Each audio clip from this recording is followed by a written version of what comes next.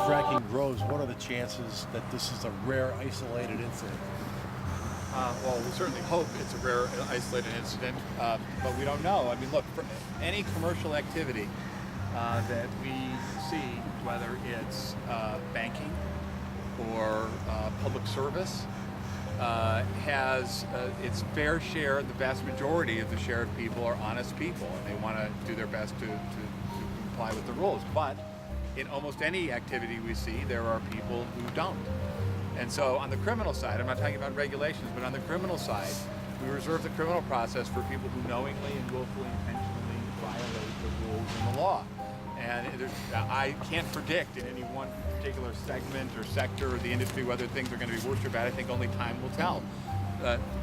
I think, you know, the question of upfront regulation isn't for me, it's for the people who are involved with the regulatory schemes on that. I guess what I'm trying to say is there a reason to be concerned that this is not an isolated incident, that there could be more of this going on? You need more tipsters? Is it well, that's easy to answer. The question was, do we need more tipsters? And the answer as a law enforcement person is always yes to that. You know, look, the best policeman of the community is the community itself.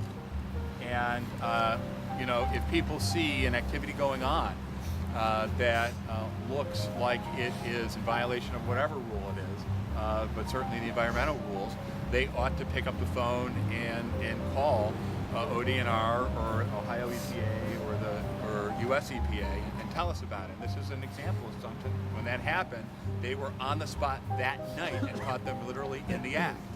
And that's why we're all able to be here today only 2 weeks later. It's not usual in a federal criminal case that we're standing here 2 weeks after we get the phone call. And, you know, I'm looking at Attorney General Brine because you know, that's a frustration sometimes with the federal system. But, you know, because this was quick response, that's why we're able to have acted so quickly. Have you found that Mr. Lupo had prior violations in Pennsylvania? And if so, why wasn't his permit process red flagged? I'm gonna.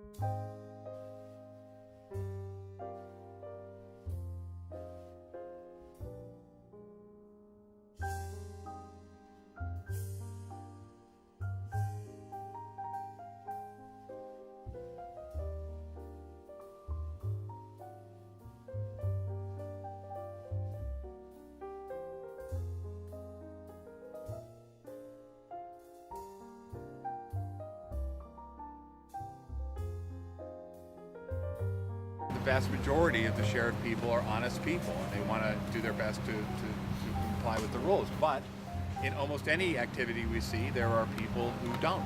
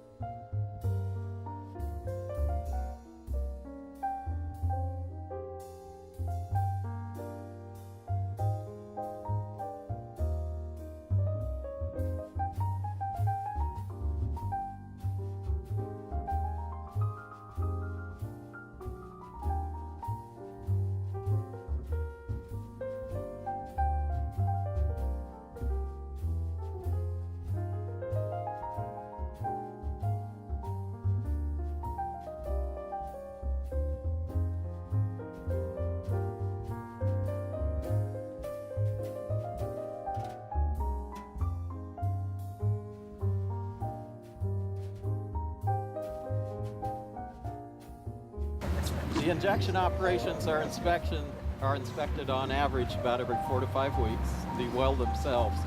The trucking operations are mobile operations, so they're all over the place. They're traveling around.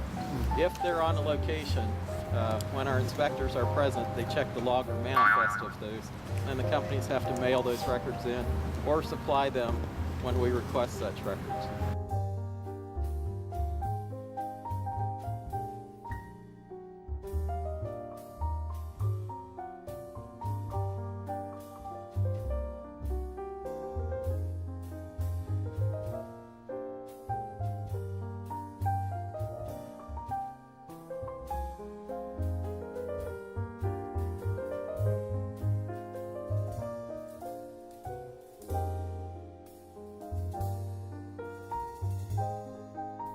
I think in the criminal complaint we have benzene has been identified. Toluene, what's in the criminal complaint? Benzene and what? Benzene and toluene were identified in the criminal complaint filed today. Any radioactivity? Those are the things in the public record in the criminal complaint. So that's what I can talk about today.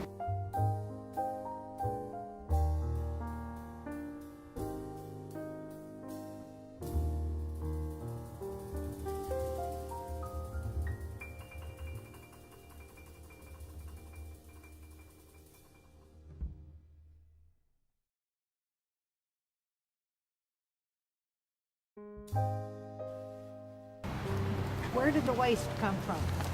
The waste is oil field waste. We're gathering the hauler logs. The haulers are required to keep a manifest of any of the materials that they haul. We're still in the process of gathering those over a period of months worth of hauling so we can evaluate. The waste that we are aware of came from active drilling locations. Where? In the immediate area. Who shipped the waste? From Pennsylvania? No, what we have so far was from Ohio operations, What Ohio companies? drilling operations. What companies? I don't know them off the top of my head. But we're gathering all those logs and manifests so we can track back to find each source of waste that could have been part of this. Will those companies be held accountable in any way? Are they accountable? Possibly. How? They have an obligation to make sure that any waste that is generated or transported into Ohio is properly stored and disposed. So what could happen to them? They could be included. And what is your name, sir? Rick Simmers. I'm the chief of the Division of Oil and Gas. Somebody who hasn't asked a question. I contacted your office yesterday.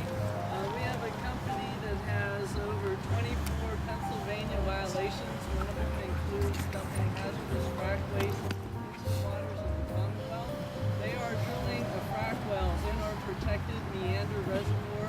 That is our Meander watershed water that supplies Youngstown with its drinking water. We would like them shut down immediately. You can go to the Department of Environmental Protection of Pennsylvania and get their records. Their CMX Gas Company, Limited Liability Company, and their parent company is Constellar. Appreciate the information. That's really a matter for the administration.